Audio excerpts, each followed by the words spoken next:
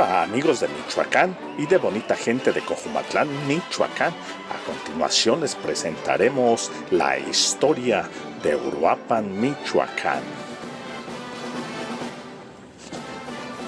Debido a causas difíciles de precisar, la ciudad de Uruapan ha perdido una parte importante de su material histórico. En 1531 llegaría a Uruapan Fray Juan de San Miguel. Era Uruapan un poblado indígena a donde los naturales se habían retirado huyendo de la acción inhumana de los conquistadores. Existía en dicho lugar un cacicazgo tarasco en el que por la fertilidad del suelo se encontraban toda clase de mantenimientos. Es Uruapan la ciudad de la constante primavera. La abundancia de sus aguas y su clima inmejorable habían granjeado el nombre de que disfruta, formando, según la opinión de quienes conocen las etimologías del idioma, del verbo uruapani, que quiere decir literalmente el acto en que brotan los cogollos de las plantas, o más ampliamente, en donde las plantas reverdecen constantemente, es decir, en donde hay una constante primavera. Este fue el lugar que escogió Fray Juan de San Miguel como centro de sus tareas civilizadoras, si bien, como afirman los primitivos historiadores, en esa época el lugar estaba ruinoso por el abandono en que lo tenían los indios perseguidos constantemente. Convocó nuestro colonizador Seráfico a los indios dispersos, señalándoles nuevos barrios para que en ellos habitaran cada uno de los caciques con sus respectivas tribus y familias, dando a cada barrio los siguientes nombres: San Miguel, San Francisco, la Magdalena, la Trinidad, San Juan Evangelista, San Pedro, Santiago Apóstol, San Juan Bautista y los Reyes. Este último desapareció y sus habitantes formaron más tarde el pueblo de San Lorenzo, cerca de Uruapan. Fray Juan de San Miguel trazó también las calles y plazas de Uruapan con tan feliz acierto que es el trazo que todavía hasta hoy se conserva, y admira la rectitud de las calles en un terreno tan quebrado, sin tener entonces los instrumentos que hoy suelen usarse para tal efecto. Fundó pueblos y ciudades dividiéndolas en calles, plazas y edificios, escogiendo el sitio y cielos para que su conservación fuera siempre adelante. La obra civilizadora de este varón virtuosísimo que se llamó Fray Juan de San Miguel no solamente se contrajo en la fundación de la ciudad de Uruapan, a la cual dio una organización semejante a una república, pues cada barrio tenía sus autoridades y funcionamiento independiente, conservándose unido a los demás, sino que sus labores apostólicas se extendieron por todos los pueblos de la sierra, habiéndolos fundado casi todos, estableciendo además de la vida religiosa la vida civil y trazando en ellos los rudimentos de artes, del comercio, fomentando industrias regionales, y todavía hasta la fecha muchos conservan. Sin duda alguna, uno de los hombres más benéficos que ha tenido Michoacán ha sido Don Tata Vasco. Todos los pueblos recuerdan su memoria con gratitud, muriendo en Uruapan el 4 de marzo de 1565, a los 95 años de edad. Su cadáver fue trasladado a Pátzcuaro, siendo sepultado en el templo que ya desde entonces había designado para la Compañía de Jesús. Aun cuando las escuelas de indios se hicieron con el fin de evangelizarlos, de hacerlos siervos de la iglesia, propósito que imprimió una fisonomía especial a todos los establecimientos de beneficencia del siglo XVI, colegios, hospitales, escuelas, etc. Sin embargo, muchas de estas prestaron verdaderos servicios sociales que todavía perduran gracias a que su función fue concebida siempre con relación a las necesidades económicas y morales del medio en que se fundaron. A Uruapan iré a buscarte, Tacámbaro y Pedernales, Pátzcuaro, Villa Escalante, también Ario de Rosales. Quizás una de las obras más importantes de don Vasco de Quiroga fue la fundación del Colegio de San Nicolás Obispo en la ciudad de Pátzcuaro en el año de 1540. Consideraba el señor Quiroga la importancia de formar varones instruidos que pudieran continuar su obra, y para ello nada más oportuno que el establecimiento de este plantel educativo que prepara a la juventud para las actividades sociales que él con tanto empeño estaba realizando. Construyó el edificio para el colegio, trajo profesores competentes para atenderlo, siendo su primer rector el doctor Juan Fernández de León, y uno de los primeros profesores de la escuela primaria don Pedro Calzóncin, descendiente del último rey Purépecha. señaló becas para el sustento de los alumnos y dio las constituciones reglamentarias al plantel. Estos fueron a grandes rasgos los hechos más salientes de la vida de uno de los hombres más benéficos que ha tenido Michoacán. Los pueblos todos recuerdan su memoria con gratitud.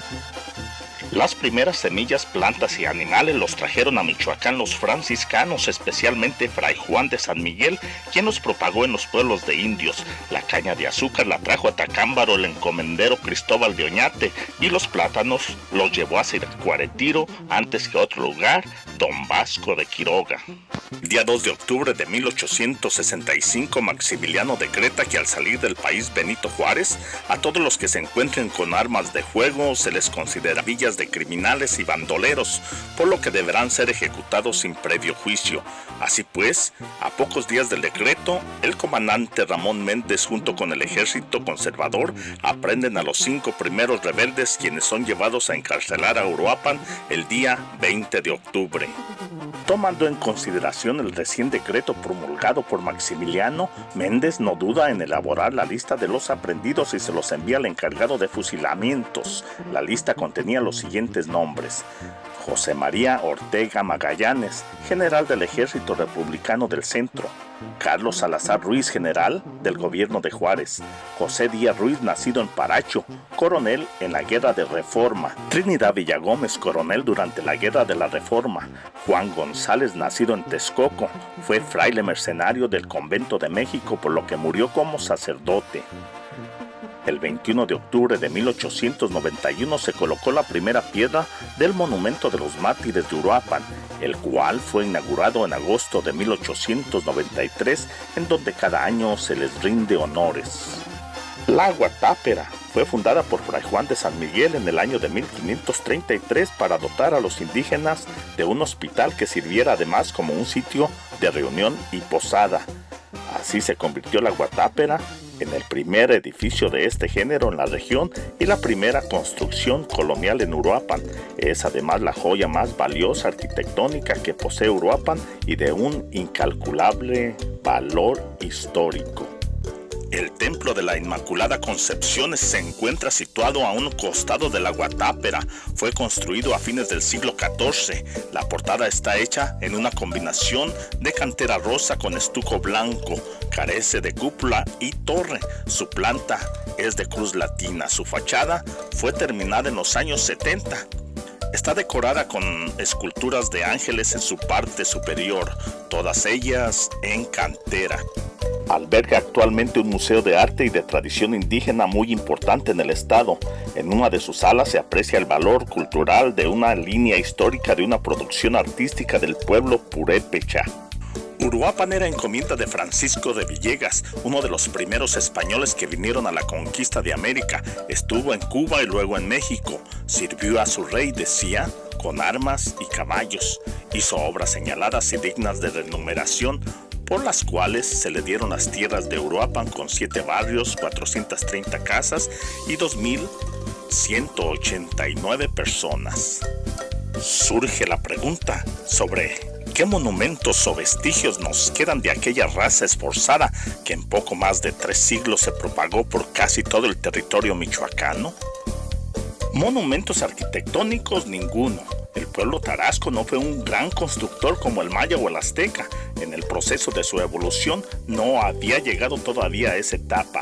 Era un pueblo joven, pero sí, como los códices nos dicen, tuvo sus grandes palacios, sus yacatas y sus fortalezas. Todo ello fue derribado por los últimos reyes y caciques cuando supieron que una nueva raza, la europea, estaba combatiendo a sangre y fuego para abatir la gran monarquía de Moctezuma y de Cuauhtémoc. Las yacatas de Sinsunzan, de Iguazio, de Zacapu y de Jacona fueron profanadas más tarde por los invasores en su afán de buscar lo que ellos se imaginaban grandes tesoros, y solamente de ellas quedan informes montones de piedras que difícilmente podrán reconstruirse. Mucha de la historia de Uruapan no fue debidamente documentada durante los principios de la época colonial. Existen dos documentos antiguos que podrían descifrar parte de la historia de Uruapan y los indios tarascos: el lienzo de Jucutacato y la relación de ceremonias y ritos, población y gobiernos de los indios de la provincia de Michoacán. Hay otros códices que también son muy importantes: el Plancarte, el de Pucuaro, el de Cevina y el de Paracho, que esperan el estudio diligente de los especialistas para descubrir los misterios que encierran sus símbolos maravillosos. Todos estos códices son muy bellos e importantes porque contienen todo lo que se pueda saber y conocer acerca de la raza purépecha. Por su atención, muchísimas gracias. Esperamos que esta reseña histórica haya sido de su gusto y de su agrado. Yo soy Martín Sánchez.